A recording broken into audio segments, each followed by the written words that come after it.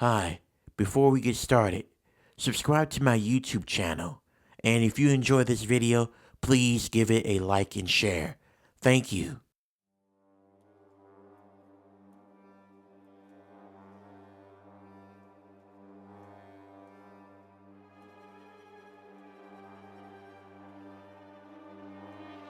When I tell people that I don't have friends, they're always in disbelief, thinking that something is wrong with me. But in reality, there's nothing wrong with me. There's something wrong with those people who I once called friends, and not anymore. I trust no one. I trust myself though. My name is Vanessa, and this happened to me when I was 17 years old, and the repercussions of that event still affects me now into my early adulthood. My father had gotten him a better paying job, and so the entire family, myself, him, my mom, and my two sisters, moved in to a new neighborhood.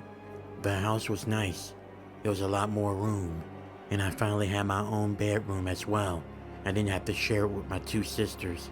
That was the only good thing about moving, but there was a lot of bad parts about moving, and one of them was saying goodbye to your old friends at your old place where you used to live a couple of states over. That was me. I hated saying goodbye to my friends. We went through a lot together. I had them on my social media platforms, and I had their phone numbers as well, so I can always talk to them, but it's gonna be hard not seeing them every day. I started 11th grade at my new school, and there was a lot of kids there. There were 3 girls who people referred to them as the popular ones. I didn't pay much attention to them until they called out for me. "Hey, new girl, what's up?" It was those popular girls. They called out to me. I turned around and I looked at them and I asked them, "Are you guys talking to me? Who else are we talking to? I just wanted to say I like your shoes. You should hang out with us sometimes. We really could use a 4th girl in our squad. And besides, the 4th girl that used to be a part of our little group, she's comatose. And I really do miss having a 4th girl in our group. Just looking at you, I can tell you bring that energy. And I think you'll be a perfect addition to our group." At the time, I was kind of delighted. I mean, the fact that these girls wanted to be my friend, and I was lonely, and I didn't have no one to go to yet, and I knew it was going to be hard for me to make friends, but I thought that these girls seemed nice. So I replied by telling them my name. "Sure, my name is Vanessa." "My name is Joey, and these are my other 2 friends, Sky and Amanda." Amanda and Sky waved at me, and then afterwards, the bell rang, and I got to class. After school let out, I got in my car. I was about to leave, but that's when I noticed that Josie, Amanda, and Sky walked in my direction. And before I had the time to even put my bags in the car, they all surrounded me. "So, Vanessa, we're having a little party tonight, and I really want to invite you. Get to know people, get to know us a little bit more, and we want to get to know you too as well. How about you come by? It'll be around 7:30 p.m. And we're serving alcohol as well," Amanda added. I was not too fond of hearing the word alcohol, considering that I was 17 at the time. I was underage. And I don't know, that should have been my red flag right there, but I wanted to fit in, especially since these popular girls were talking to me, and I feel like they would be good friends as well. So, without sounding like some party pooper, I said, "Sure, why not? I'll go. Thanks for the invite." "Great, we'll see you there." Later that day at my house, I got myself together for the party. My parents were intrigued at the fact that I was invited to a party, considering that I just moved here, and I told them a couple of days ago it was hard for me to make friends. So my parents did not object to me going to this party. They just wanted me back home at least by 11:30 p.m. and I told them that that would be fine. I got in my car and then I put up the GPS to type up the address that Josie gave me to her house. 30 minutes later, I arrived at her party, and there was quite a few people there. There were cars lined up everywhere, and the house, I can hear it through my car. The music was booming loud. I got out of the car, and I made my way to the door. I knocked, and then Josie answered it, and she looked at thrilled. "Oh, well, I didn't think you were gonna make it. Come on in." "I wouldn't miss it for the world," I said to Josie as I was walking into her house. Once I got in, I saw that there were a bunch of high schoolers dancing and drinking, and some of them were actually getting a little bit high. But the vibe of the party was great, and I enjoyed it. I had a good time dancing and laughing. I even took a couple of shots of alcohol. Not that much though, because I had to drive back home, and I didn't want to get a DUI, and that would have especially upset my father. Not to mention I would have been grounded for my entire life. As I was partying, I remember Sky pulling me aside. What's up, Sky? Why'd you pull me aside? I was really kind of into the music right now." "I pulled you aside because there's this guy, he's 18, and he's really cute, and I think he was staring at you. He might have a thing for you. Why'd you go talk to him? Get to know him. He goes to our high school, and plus, he's one of our top performers at the high school football team." I was a little nervous to talk to a guy like that, but then as I was talking to Sky, I noticed that this guy that Sky was telling me about, he turned towards my direction and he started to walk towards me. My heart was thumping fast because I didn't know what to say, and as he came closer, I realized how attractive he was.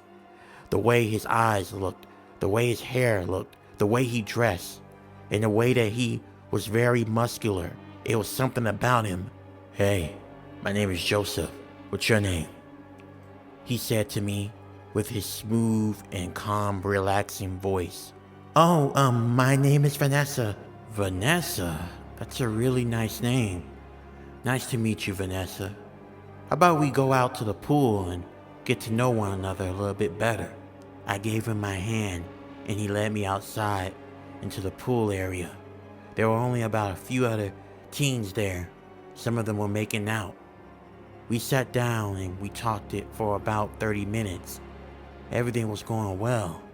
And then, out of nowhere, Joseph just looked at me and brushed my hair back, and then we made out.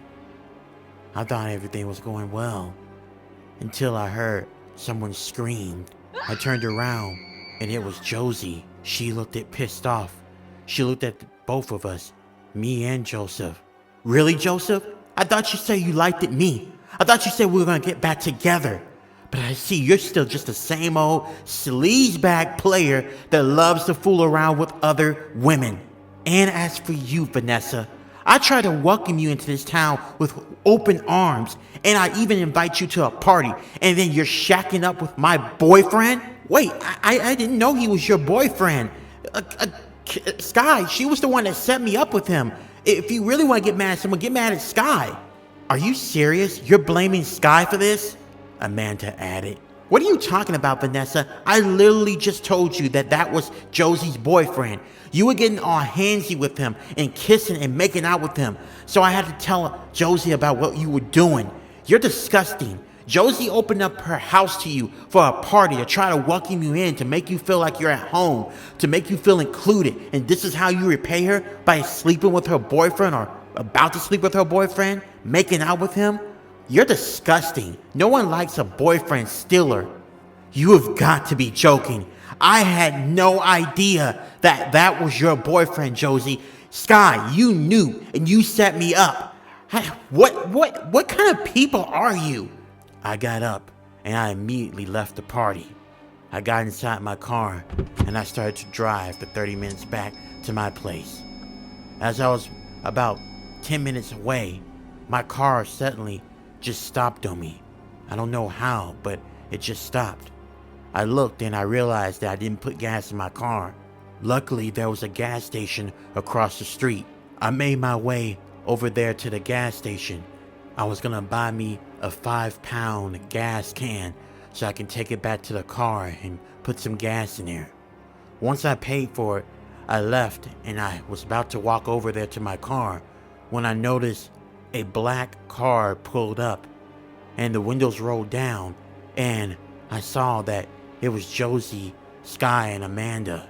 Josie got out of the car, so did Amanda and Sky, and they walked up towards me. I tried to walk away, but I remember someone hitting me on the head extremely hard, and that's the last thing I remember.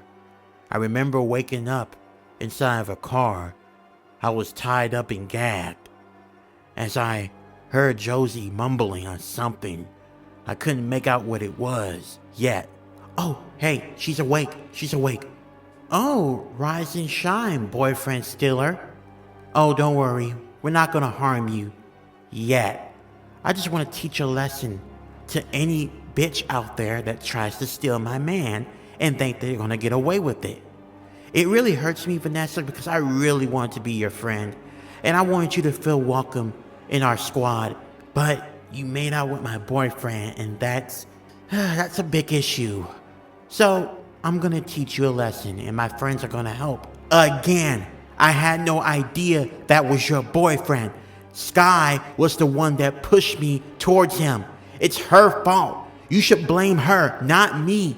I've never ever fooled around with a guy that had a girlfriend. Shoot, if anything, if a guy flirts with me knowing that he has a girlfriend, I usually tells the girlfriend. Oh, shut up, Vanessa. Sky did not do anything. It's you that does something. How about you take accountability? Well, I mean, you're not going to really be taking accountability too long. I wonder how it feels to take accountability as a dead person. My eyes opened up wide as I realized my life was about to be taken away. When they stopped the car, Josie, Sky, and Amanda pulled out something from their purse. It was guns. They pointed it at me. I couldn't believe what was happening. I thought I was dreaming. This was not real. That's what I kept telling myself. I actually thought it was a joke as I started to chuckle. But it was more real than ever, and I was denying it. I knew that this was going to be over for me. But before that thing happened, all three of their guns happened to jam as they were trying to click it to shoot me dead. Immediately I took advantage of the situation, and I head bumped it, Amanda, and I was able to get out of the car. I was able to somehow let my hands go free despite them tying my hands tight with duct tape, but I was able to get out of it. I was able to free my feet, and I ran. I ran all the way home. And that's when I told my parents about what happened when I got home. They saw that I was barefooted and I had dirt and blood all over me, but I was fine. After I told them about what happened, they called the cops. And unfortunately, Josie, Amanda, and Sky got off scot-free. They did not suffer any consequences at all. Despite what I went through, it was their word against mine, and that was how they were able to get off. But it had me wondering why this would happen, and I thought about something. They just claimed that they had a fourth member in their little girl squad named Alyssa. They told me that she was in a coma, but now it had me thinking, what happened? So I looked it up, and what I discovered online was horrifying. Apparently, Alyssa was found shot with a bullet wound to her head. Luckily, a bystander happened to see, and by some miracle they were able to get her to the hospital in time, but she was placed in a coma, and she was that way for about 2 months. But by a miracle she woke up. So I figured that I would go there and I would talk with her, because something didn't seem right about her situation. I walked in the hospital and I went into her room after getting the information of where her hospital room is at. I stepped into her room. I cleared my throat. She looked up confused, like she didn't recognize me, which she didn't. So I came closer and I introduced myself. Hi, Alyssa, my name is Vanessa. I know you probably don't know me. You really don't know me at all, honestly. I came here because I wanted to talk with you about something. About how did this happen to you? And if you're willing to talk to me about it. Well, Are you the police or something? I don't really remember much. Uh, it's all fuzzy, but I think someone shot me and yeah, someone did shoot me, but I can't remember.